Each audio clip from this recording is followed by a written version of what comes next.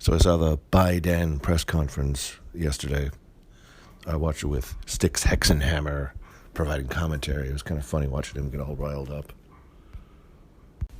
He spent the first 15 minutes basically, not my fault. I didn't do it.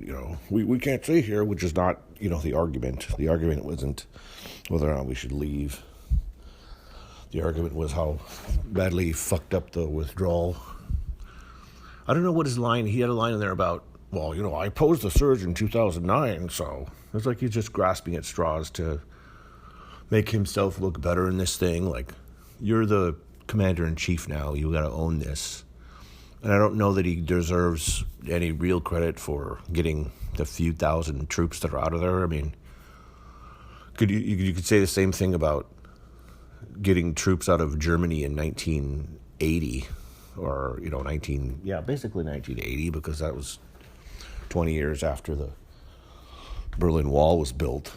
So it's not like some great accomplishment, really, to me. I don't know how anybody else is seeing this as, I'm not saying we should be in there, but it's not like it's a massive theater of operations.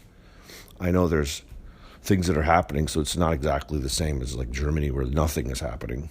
But I don't know. It seems like everybody's dug in on their narrative, and they just won't.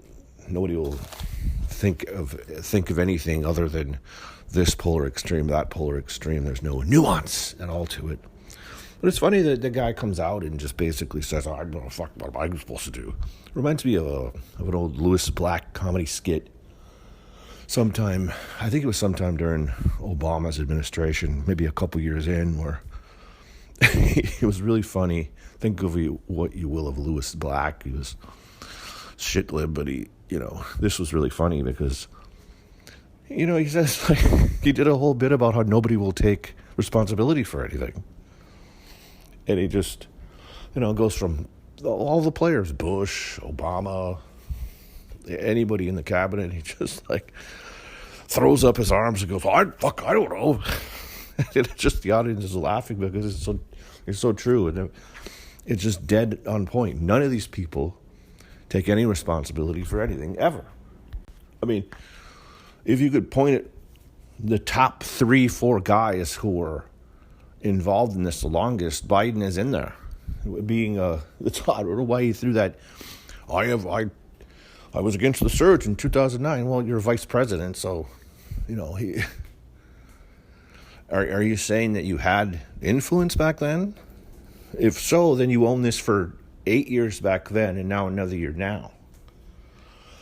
So you kind of do own this, and of course, it was a complete mess up. It's a complete clusterfuck. The U.S. reneged on their deal to get out by a certain time, which fucked everything up. And the Taliban said, you know what? Screw it, we're taking over. And now you've got these guys scrambling to get everybody off the ground. I don't know. I've seen reports of 80. Some people are saying there's like 80,000 Americans still left there. I don't think that number is actually Americans. I think that number is 80,000 people who they want to withdraw, which includes like, I don't know, interpreters or whatever. Which is kind of funny because if you read the Afghanistan papers, they can only train 5 people in Derry.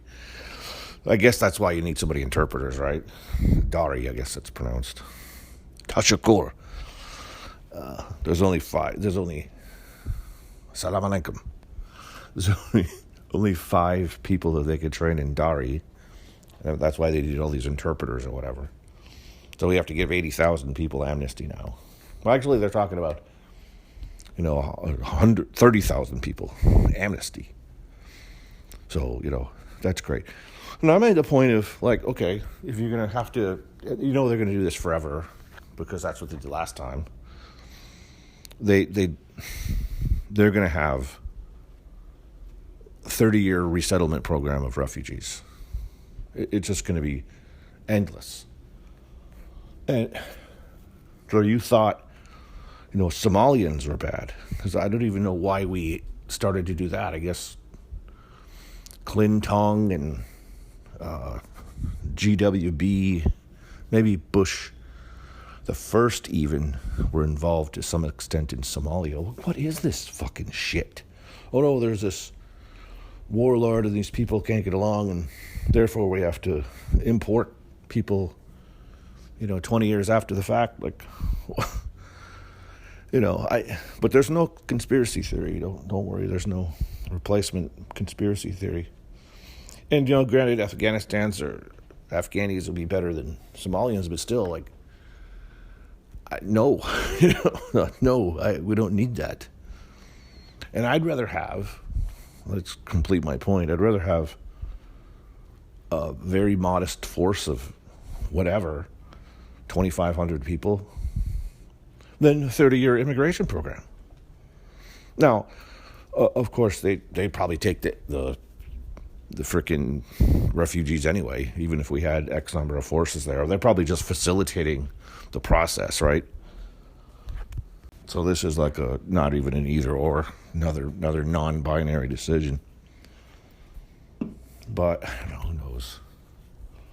I think it'll just, to me, it just feels like it'll be worse because, oh my God, it's the Taliban's taking control, and now you can make an excuse for having, 100,000 Afghan refugees over here, the place where Al-Qaeda, the problem originated in the first place.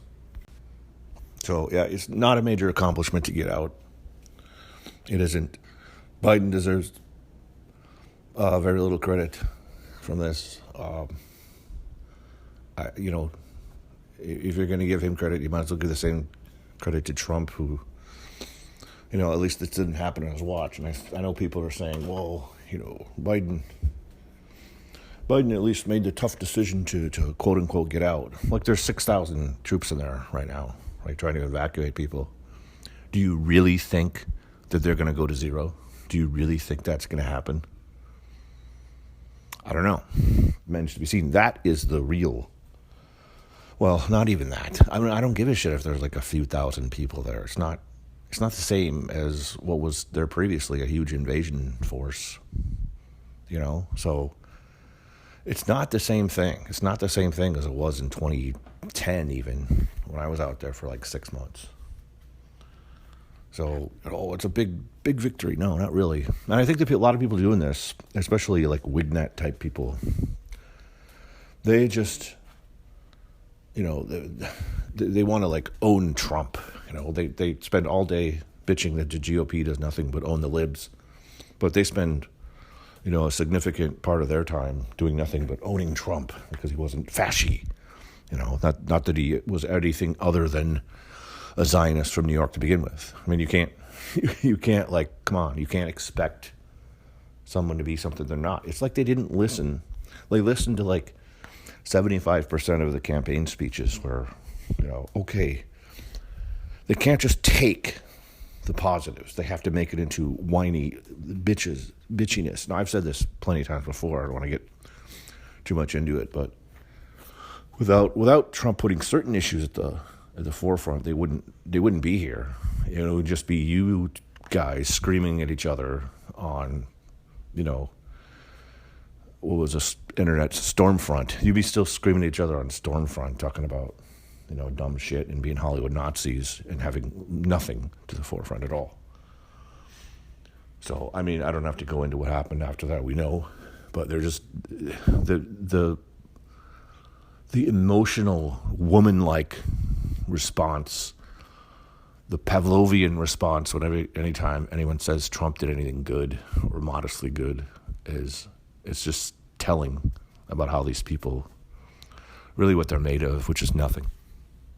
But enough about the Wignets, enough about that. I just had to throw that comment in there. The extraction of the people from Afghanistan reminds me of some stories that I'm thinking of when I spent some time there. 6 months back in 2011, I think it was. So the running, not even a joke, but it was like serious discussions. So all I was there for to do is basically take up an office space in order to fill out the remainder of a contract. So it was complete grift It was complete grift for me. It was a completely unfulfilling job. I got nothing out of it, except personally the experience of being over there and seeing it, which was interesting, I guess, to say the least. But, at risk, I don't think it was very risky at that time. In 2010, 2011, it was in the city too, so, which is probably a hell of a lot better than any of the people that had to be embedded in like rural areas. That would have been way worse. So from my perspective, it was just a lame thing. It was a grift, but you did get to see the conditions, which were completely awful. And now, who do you blame for this? That goes various ways. Like, you can blame anywhere from the actual people themselves to the Russians, which I think you can put a lot of blame on that. A lot of people won't do that, but I think they came in there and they meddled from the beginning. Where do they get their communist ideology from to start with? I don't remember who started the Kabul University, but it's a university, so, it's what it is, right? It's a university, so it's going to have pause. And it did. And eventually that sort of, I think, fermented into left-wing ideologies in the 70s, and the Russians were really kicking ass in the 70s, kind of all over the place. The Pakistan versus India conflict is one of those. I just saw somebody talking about that on Twitter this morning.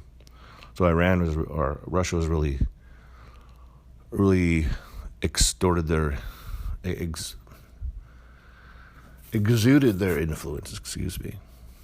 throughout the region that time. But I don't want to give you a history lesson of Afghanistan. Plenty of other people have done that, and it's not really pertinent.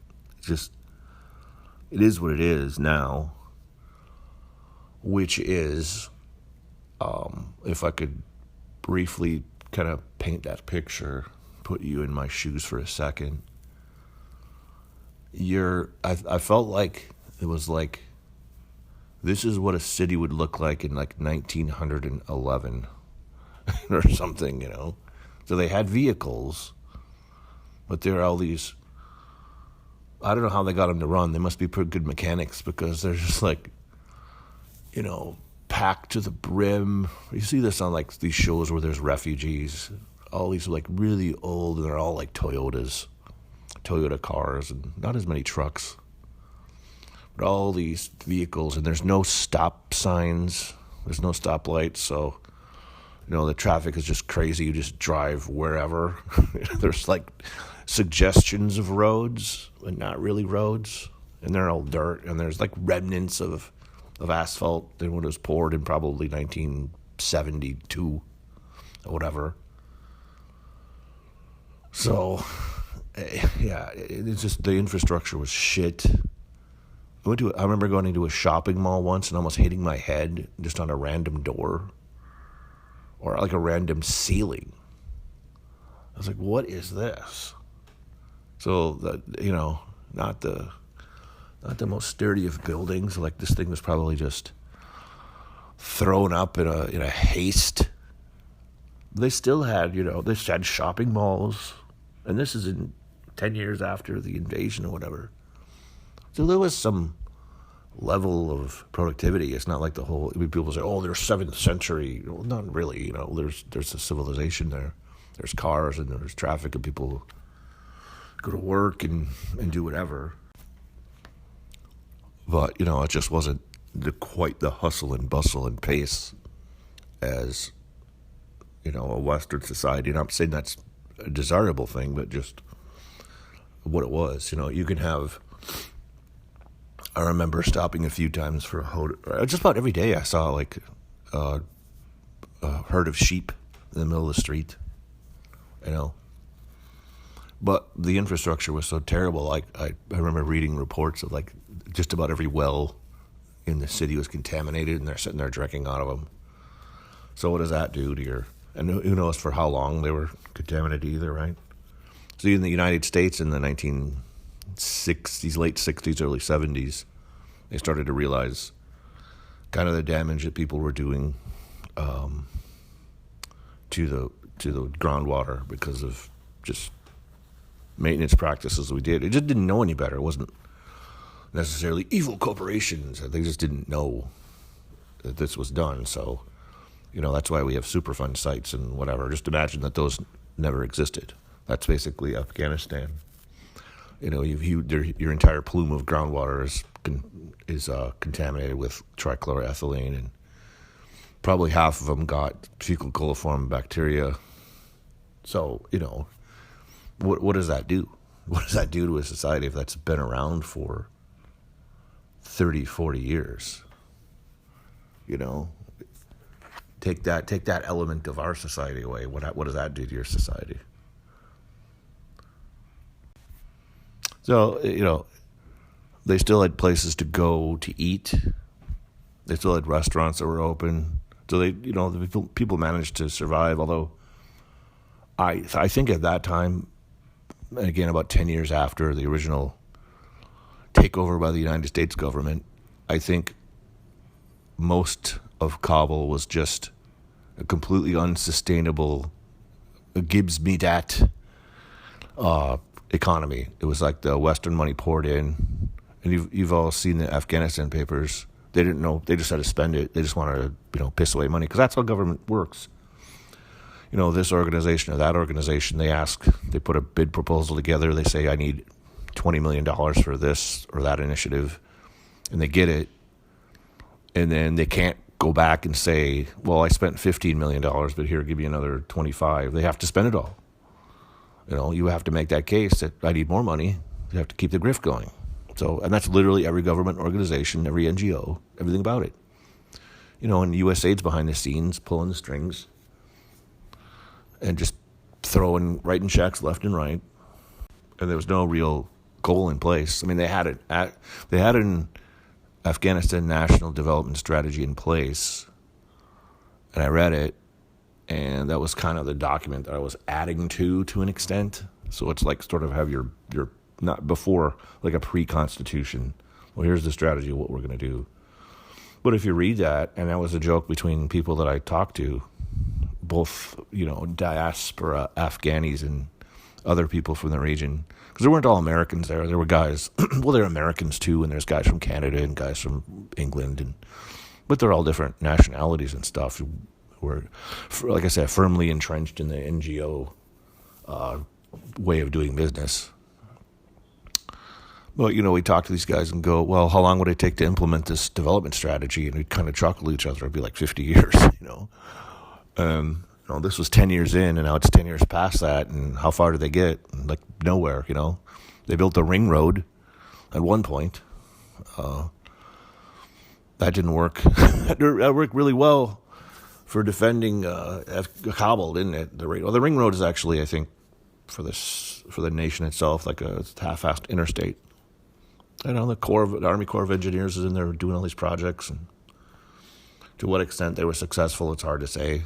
Probably, on a small scale, I'm saying they may have done a few things. They might have had, we built a power plant for this little community. Well, they don't fucking use electricity, They don't need, micro hydroelectric power plants, because they don't fucking use electricity. They just burn wood. So it's like the whole thing was fucked from the beginning. You're just going in there like a buffet of, what was it? Like it's a smorgasbord of just NGOs and grifters who are just going in there to make money off of the United States government and other, the World Bank and what is the one in Asia? I can't remember offhand. It's all it was. For 20 years, it was just grift and grift, and it is frustrating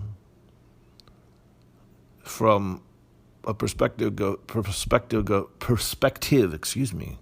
Of, well, I think this, if we could do X, Y, and Z, maybe it would work. But not knowing enough at the time, not knowing the politics of it. I mean, security was the whole problem the whole time. They could not get anything done because these guys were just fighting with each other, and you're constantly dealing with IEDs. And I remember Hamid Karzai, who was, in retrospect, the best president that we put in, which is not saying nothing because he was totally corrupt. He was caught red-handed with bags of cash from the Iranians. And he said, well, what's the big deal? Literally, well, you guys are getting rich. Why can't I, do this? So what kind of statement does that make when your puppet master, your puppet leader, a guy who's running a fucking restaurant in Baltimore, you throw him in there to be president? He's been kicked out of the country or he left or whatever. Throw this asshole in there to be president. And he grabs bags of cash from Iran and says, well, what's the big deal? You guys are doing it. To some extent, he's true, but you fucking idiot. Is there no men in this country that are honorable? Are there no men in here that are going to step up and do what it takes to be done to grab hold of your country? Maybe there are, and maybe they're being, held down or whatever. Or maybe there's no way for them to rise in the infrastructure because all it is just people grabbing money from contractors, and that's it. You had nice, decent restaurants in there, but it would be weird. It would be like somebody's house, and the society itself is all walled off, right? How you have gated communities. Well, imagine gated houses, where you have an armed guard with a AK in the front door, and they pat you down, and okay, now you can get in there to eat. It's like people bitch about mask requirements. I mean, rightly so, but imagine that.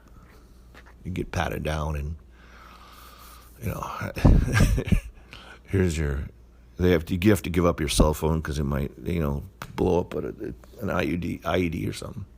And you go in there and you have a nice, it's an Indian meal or, Afghani meal or whatever, kind of Italian or whatever. And, finish your meal, pay the bill, and you're on your way. So, yeah, it's like somebody's house. I remember eating, outside and sitting on just the grass. And it's this is fucking weird. I feel like I'm, sitting on somebody's picnic table, but it's like a restaurant, and they got a kitchen in there, and they got menus, and it's fucking weird. I remember one time, here's the biggest problem. Let me introduce this by saying, the biggest problem was just the attitude of the Americans entirely. They just wanted to go in there and instead of doing things that they needed and maybe even asking them what they needed, they just went in and said, okay, here's your fucking restaurant owner from Baltimore. He's going to run your country. And later on, here's a college professor, fucking Johns Hopkins or whatever, who wrote a book about developing nations. And they, quote unquote, elections got him in there. These people don't want elections. They don't give a fuck. Just what do we do? They just listen to the warlords, tell them what to do. The whole thing was wrong from the beginning. Why don't you ask them what they want? How do we do this? And that's kind of what I was tasked to do for my little thing that I did. It was dumb. I had to write 2 reports in 6 months. And, half of them would come in and say, well, we already talked about this. We already know what we're doing. The other half would be like, well, maybe we could do this, maybe we could do that. So I had to take all these different people's opinions and suggestions and try to throw it into a report. But my report the foundation of the report was based on fucking stupid shit, they wanted this central control from Kabul. But it's just fucking dumb, It was just a dumb report. It should be scrapped. Don't do this. And let these places in their specific regions, let them decide their fate. They don't need to be told from Kabul what to do if you live in fucking Helmand or if you live in Kandahar or if you live wherever. Even though those are, any province, any area at all. Just fucking erase the lines in the map and start over. It's all a fucking joke. Anyway. So there's a problem. The Americans come in there and go, well, they don't know anything but Western democracy. And I even had a fucking incident with this one broad who was in there. I think she was she like took it all seriously, and she was teaching some class, and people were saying, "Oh, what a great job this person did on, whatever it was." I don't even want to say what it was because it was stupid. But anyway, that's not besides the point. It was pointless, but she was trying to do her best, so whatever. It's putting the cart way before the horse. I'll just say that. You can't teach people about law when they don't know shit. They need something to eat. They know they've been doing their farming for, generation after generation, centuries or whatever. They know how to do what it is you're trying to teach them to do. You need to talk about property rights. You're trying to teach property rights to a bunch of fucking goat herders and farmers who just like do their irrigation. They get in squabbles over irrigation. Look, here's how you do it. You start with this law. I mean, in a sense, I guess it sort of makes sense, but it ultimately is worthless. So anyway, we're sitting at this bar, a quote unquote bar. Again, it's one of these places you get patted down at the door. You leave your cell phones, you leave all your shit, and you go in with just your money. And we walk in and we sit at the picnic table, and there's like 8 of us with a couple of the Afghan. Well, there's people from everywhere, every different country. It's not all just like white people who went there. There's a few, but I'm sitting there with someone from like an Indian dude from like London, I think. Another guy, nice guy, really nice guy. Another dude who's from like Bangladesh, who's another super nice, super cool dude. Really a nice, generous, caring people, family people. And some Afghani people that they were, training, whatever, and like diaspora type folks. We're all sitting at this thing, and like this woman goes on to diatribe about these ID laws. What was the thing at the time? It was like ID laws in Arizona or something stupid. And like they're trying to get ID laws to vote or something like that. Anyway, her point is like, well, these people are really racist in Arizona. I'm like, wait a minute. So I had to fucking say something. I was like 2 Fosters in, right? And I was like, wait a minute. You're in front of the fucking Afghanistan people, the servers there, the people there, all these people from the West, and including people from the area that you're trying to, teach or bring up to speed, for lack of a better term. And you're going off on your liberal horse shit about how everyone in the United States is racist. I'm like, you fucking dumb bitch. Like, we're paying your fucking salary, these terrible, racist, evil people. I'm looking around, I'm seeing all these brown faces that the United States government is paying to sit here and grift. And you're going to go talk about voter ID laws or some fucking shitlib dumb thing. And you're going to say this in front of all these people. So I say, really? The whole of Arizona is racist? The whole thing? And so she's befuddled. And she went, oh, yeah. And she just shut up. She just kind of, like, you fucking stupid bitch. And that was basically, you're bringing that shitlib attitude. There's a microcosm of what happened in Afghanistan right there. You're bringing this leftoid shitlib crap that doesn't make any fucking sense. Like, how did you become a society if there's all these made up problems in your head? Like, no, shut the fuck up. If you're anything, you're saying, okay, well, we did this, this, and this. Be positive about it, for fuck's sake. Even if it's not true, fuck it. You're making up these lies about how there's parts of America where all the white people are racist. I'm fucking white sitting there. I'm a white man sitting there with all these brown faces around me in fucking Kabul, Afghanistan. Already feeling kind of fucking squeamish about this place because it's like it's alcohol. We're drinking in a bar in the Islamic Republic of Afghanistan, and the stupid bitch is telling me how all Americans are racist and like, shut the fuck up, you retard. So that attitude is permeated in the entire fucking government. Just imagine how many of these people are there. Out of 8 people that I work with there that were Western or whatever, this is one of them. I'm sure there's other guys that had the same relative values, even though they're not going to be dumb enough to fucking say shit like that in public. But, and you look at the Afghanistan papers, this was the goal of the whole fucking thing. The only people that really were gung-ho about anything just wanted to promote LGB whatever the fuck. The pride flag in Kabul. They had to put the pride flag at the embassy. And then a few months later, like, no, fuck this. Your guys are out. So that's the only thing they were adamant to doing. All the Afghanistan papers pointed this out time and time again. Oh, we got to put women in schools. Really, you're going to put women in schools? These people don't have water to drink.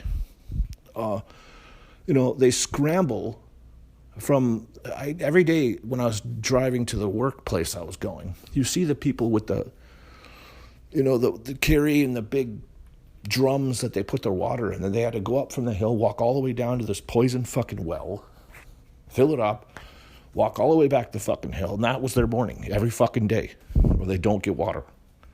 And you're talking about putting women in schools. Like, that's your priority. Really? So putting women in schools is great. Like, what are all these women going to do with these college degree, with these degrees, when you don't have any water to drink? You're going to have them, get jobs? Who's going to hire them? So you're going to get them educated. Let's follow the Western path. You're going to get them educated, teach them about no-fault divorce. You're going to put that in there too? Give them no-fault divorce. Have them control every single aspect of their man's lives. Is that it? You're going to make it like the West? Have them, put them in, get jobs instead of raising kids, so the replacement, so the population numbers go down to shit. Oh, it's always the same crap with these people. They push the woke crap, and we need this and that. Like, pump the fucking brakes. How about you ask them what they want? Oh, wait, we got to put the West, and the fucking electricity. They don't use electricity. That's a Western thing. Okay, they need water. So, I guess that's kind of one thing that I did when I was there, is I did work on, plans for storage dams. They need water to grow crops, so they have a more reliable water source. But I felt like I was a little bit in the right there, I wasn't completely wasting my time. If I was just there to write these 2 fucking reports, I would have been a complete waste of time. I felt really fucking dumb. But yeah, like me, and there was some guy in the Ministry of Mines that was there, and that's the other thing that they could have done to try to get out of this is, develop a mining industry. But of course, greedy Americans, because hopefully China will do that. They'll come in there and they'll develop the mining industry, or Russia, or whoever. I don't give a shit. They'll develop that, extract some resources, and maybe some of it will be spread out, and they'll be able to build an economy, because there's really nothing of an economy there. And like, all they do is pray, and they don't do it. Well, okay. Well, what do you want them to do? They're backwards. Really? Are they? Are we backwards? Our goal is just woke nonsense, putting women in schools, LGBT, teach them about that. Are you going to give them a Holocaust museum? Is that what we're going to do? If we had to start our society from scratch right now, just imagine how fucked up it would be. Because that's Afghanistan for you. And I'm not saying that, it would be... I don't want to diminish the role of the people for not really fighting, because that's the truth. They were just there to grift to take. Well, the whole economy was Western money infused, and them making restaurants, and it was just crap, and rug salesmen, and that's all it was. As you can see, when the planes were heading out of the Kabul airport, there's people scrambling to get on. Of course they're scrambling to get on. They want to keep up the grift too. That's their whole livelihood now for 20 years has been just taking the Western money. So that's what they want. And they know what the hell the deal is.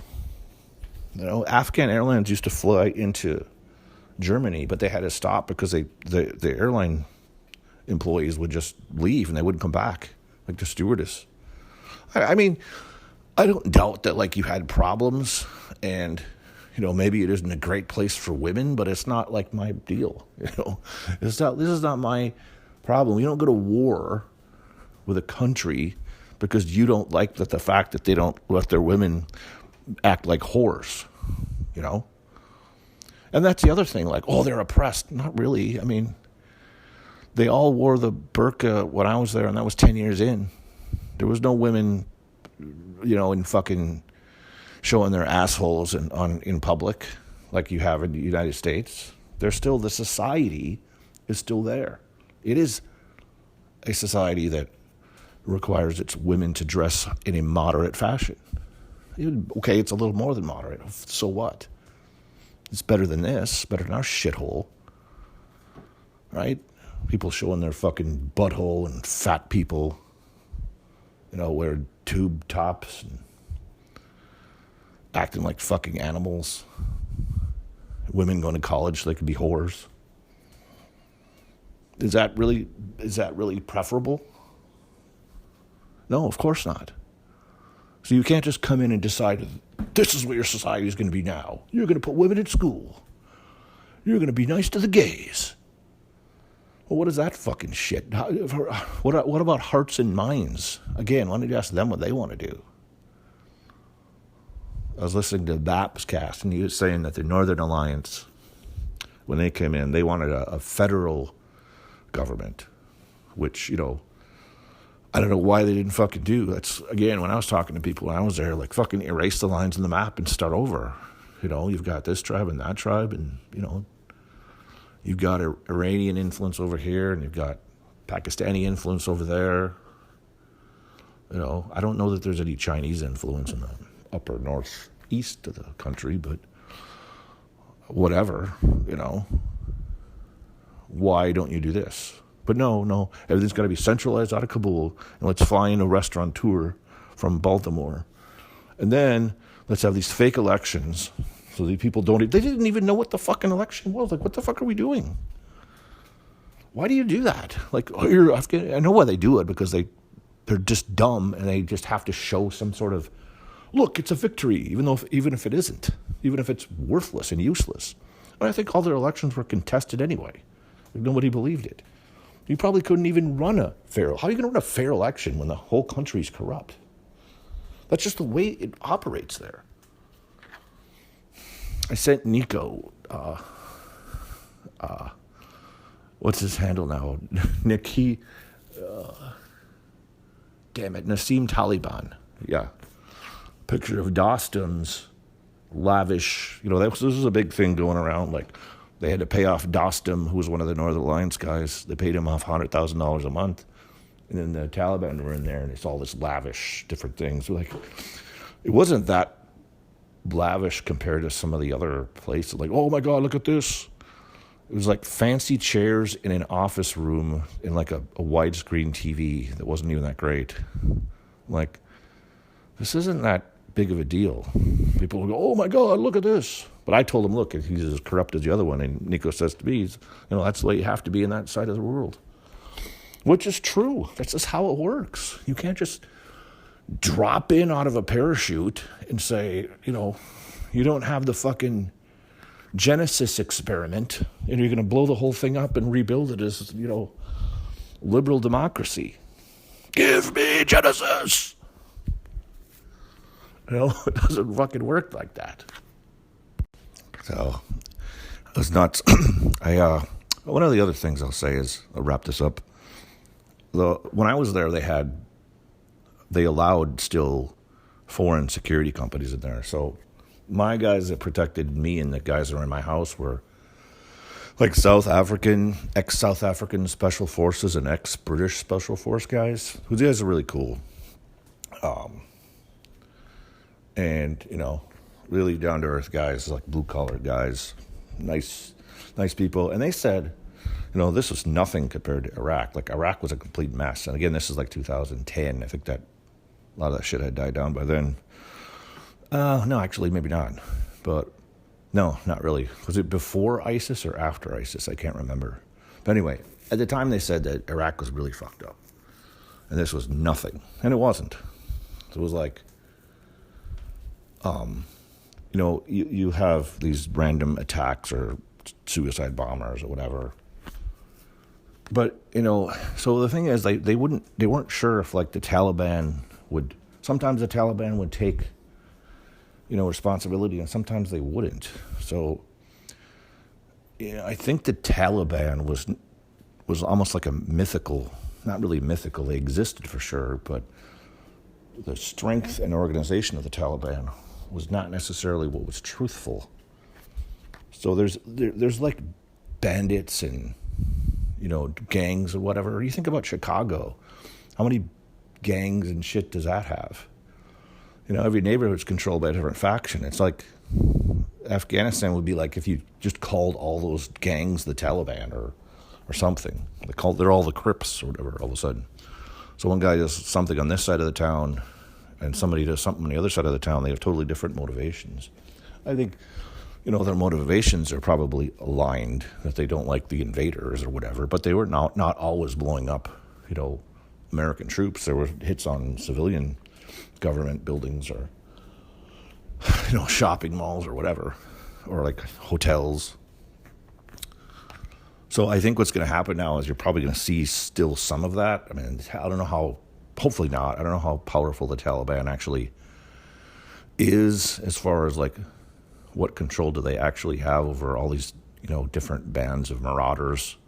Hopefully it's good, but I would just worry like, we're going to see these things increase. We're probably going to see the press reporting on a lot of this shit and like, oh, look, it's all this instability. We got to go back in. So be wary of that. Not every time something happens, it's because of a political terrorist organization that's going to hit, the United States next. It's not true. It's not going to happen. Like, one of the guys that I was friends with, or I guess I knew him. He's friends of a friend or whatever. He was one of the head guys in the security force. His wife was with Doctors with Borders. And they got ambushed at a very, very remote area in northeastern Afghanistan. They never found out who did it. They didn't know if it was Taliban or whatever. There was no reason for it. And they all just, they all got killed. Doctors Without Borders. Like, what? Why would you do that? And then, so that's really something, those things would happen. And, that just kills the morale of everybody there. About 6 months after that, Karzai kicked out all the security forces. But I think the security forces he was talking about, or made headlines, I guess, were the ones that were working directly for the armed forces and weren't probably killing these people, but, who gives a fuck, right? So you had to do what you do. So they sort of outsourced the nasty stuff to the CIA contractors, and then those are the guys that Karzai kicked out. So, like, after he did that, it was fucking over. There's no chance. Because there's only chance to really get order here would be to, a long extended period of training actual Afghans, not kicking out the only guys that could actually get anything done. So, after that, I was like, this happened like 6 months after I left. So I'm like, I'm not going back there. There's no chance. Because I had dealt with the Taliban,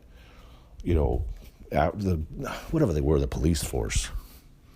And they were just crooked.